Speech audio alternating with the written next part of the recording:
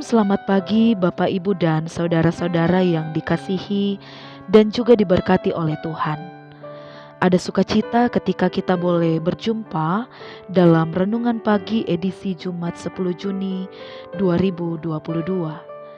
Mari kita memohon bimbingan Roh Kudus untuk firman yang akan kita baca dan renungkan. Mari kita berdoa. Kami bersyukur Tuhan karena untuk memulai aktivitas kami hari ini, kami boleh kembali diperdengarkan kebenaran firman-Mu. Tentu hal yang sangat indah karena kami boleh dituntun dan diarahkan untuk hidup dalam kebenaran-Mu. Roh Kudus-Mu ya Tuhan yang akan menolong kami untuk lebih memperjelas firman ini, sehingga kami dapat pahami dan dapat kami lakukan di dalam hidup kami. Ya Tuhan, berbicaralah kepada kami semua. Kami telah sedia untuk mendengar. Di dalam nama anak-Mu Yesus Kristus, firman hidup kami berdoa. Amin.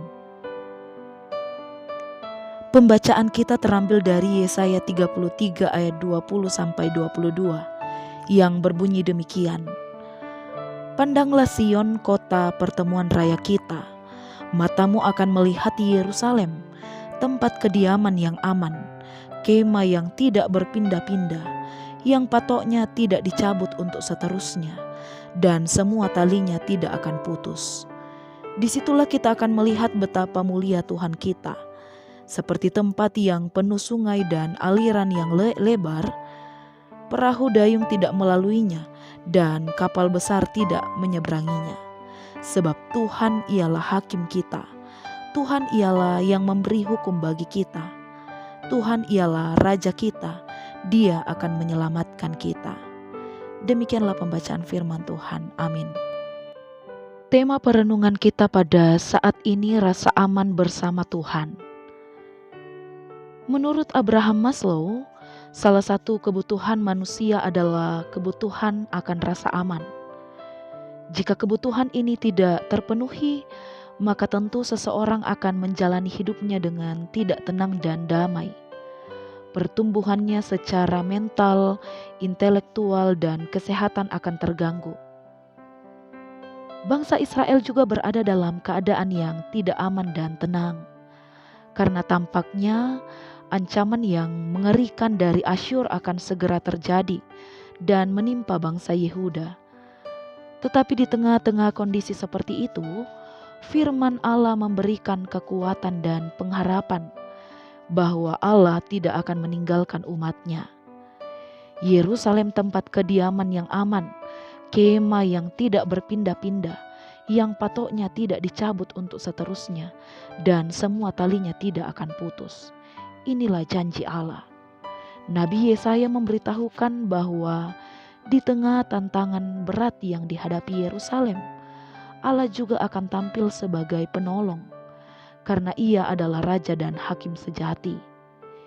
Yesaya menggambarkan bahwa hukuman Allah atas Asyur sebagai hakim, Ia bertindak adil dengan cara mengadili bangsa yang telah bertindak kejam kepada Yerusalem. Allah adalah hakim yang maha adil dan raja yang akan menyelamatkan bangsa Israel. Itulah janjinya dan tidak akan pernah dilupakannya. Meski umat kerap kali melukai hatinya, tetapi Allah memegang janjinya. Dia akan datang untuk memberikan pengharapan tentang raja yang adil.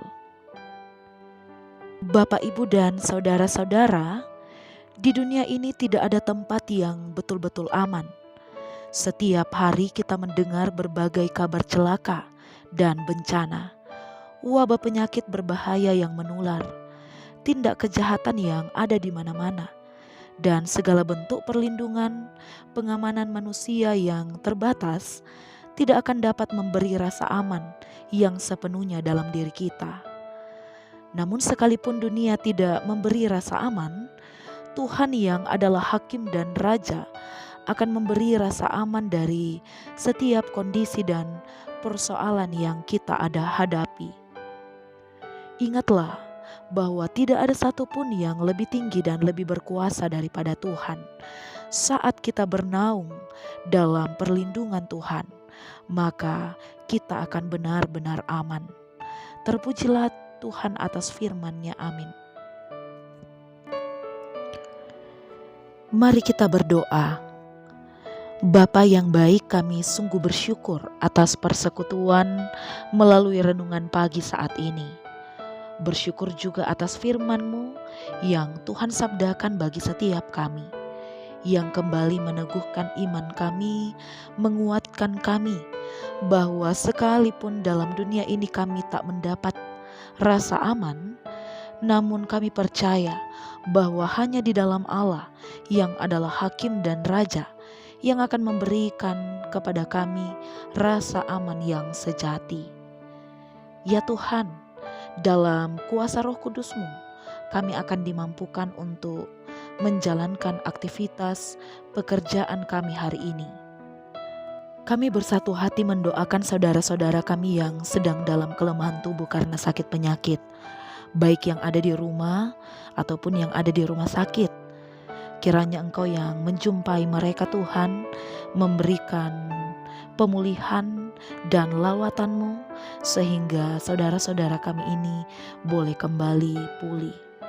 Ya Tuhan, kami berdoa bagi saudara-saudara kami yang berduka dan bergumul oleh karena berbagai hal yang terjadi dalam hidupnya, yang bergumul karena urusan rumah tangga, yang bergumul dengan pekerjaan, tempat tinggal, ataupun kehilangan orang yang sungguh dikasihinya.